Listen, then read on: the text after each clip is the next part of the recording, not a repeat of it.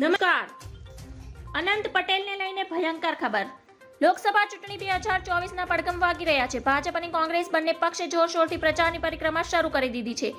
ભાજપે ગુજરાતમાં 22 ઉમેદવારોના નામ જાહેર કરી દીધા છે, જ્યારે કોંગ્રેસે પણ 7 ઉમેદવારોની સત્તાવાર જાહેરાત કરી છે. જેમાં વલસાડ લોકસભા બેઠક પર ભાજપ અને કોંગ્રેસ બંનેએ પોતાના ઉમેદવારોને રાજકીય મેદાને ઉતારી દીધા છે. જેમાં ભાજપે ધવલ પટેલને ટિકિટ આપી છે, જ્યારે કોંગ્રેસ અનંત પટેલને ચૂંટણી મેદાને ઉતાર્યા છે. ઘોડિયા પટેલ અને સમાજનો અગ્રણી ચહેરો એટલે ધવલ પટેલ ભાજપના આદિવાસી મોરચાના સોશિયલ મીડિયાના ઇન્ચાર્જ, મધ્યપ્રદેશ, છત્તીસગઢ, આંધ્રપ્રદેશ, લક્ષદ્વીપમાં પ્રભારી તરીકે રહ્યા, તેમજ આદિવાસી મોરચાના સંગઠન પ્રભારી તરીકે કામગીરી કરી છે. વાંસદાના વર્તમાન ધારાસભ્ય એટલે અનંત પટેલ, તેઓ આદિવાસી સમાજનો અગ્રણી ચહેરો છે, જેમાં 2004માં કોંગ્રેસમાં જોડાયા હતા. યુથ કોંગ્રેસમાં પણ કામગીરી કરી ચૂક્યા છે. ઉનાઈ ગ્રામ પંચાયતના સરપંચ તરીકે રહ્યા, તેમજ વાંસદા તાલુકા પંચાયતના પ્રમુખ તરીકે રહ્યા.